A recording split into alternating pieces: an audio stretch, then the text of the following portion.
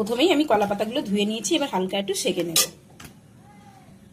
প্রথমে মশলাটা করা যাক। নিয়ে নিয়েছি কিছু কাঁচা লঙ্কা, নারকেল কোড়া, সর্ষে আর পোস্ত।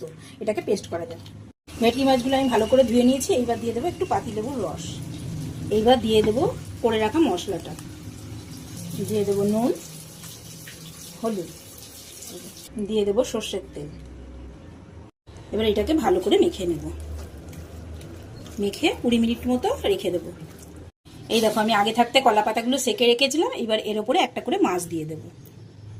আর দিয়ে দেবো কিছুটা মশলা, দিয়ে দেবো একটা কাঁচা লঙ্কা, ওপর থেকে দিয়ে দেবো একটুখানি সর্ষের তেল। এবার আমি মাছটাকে মুড়ে নেব। এইভাবে আমি সব মাছগুলো একে একে মুড়ে নেব। দড়ির সাহায্যে বেঁধে নেব। এবার কড়াতে দিয়ে দিয়েছি তেল। তেল গরম হয়ে গেছে। এইগুলো কড়ার মধ্যে দিয়ে দেবো। এগুলো আমি কড়ার মধ্যে দিয়ে দিয়েছি। এবার আমি এটা ঢাকা দিয়ে দেবো। লো ফ্লেমে এটা আস্তে আস্তে হবে। হয়ে গেছে। এবার এগুলোকে আমি আস্তে আস্তে করে উল্টে দেবো। এগুলোকে সব আমি একে একে উল্টে দেবো। এবার আবার ঢাকা দিয়ে দেবো। এই দেখো ফ্রেন্ডস, আমার পাতুরিগুলো রেডি হয়ে গেছে। এইবার আমি রান্না দিয়ে নেব।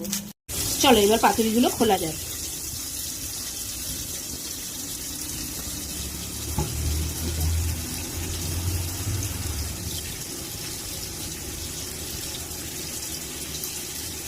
এই দেখো ফ্রেন্ডস, তৈরি আমার গরম গরম ভেটকি মাছের পাতুরি।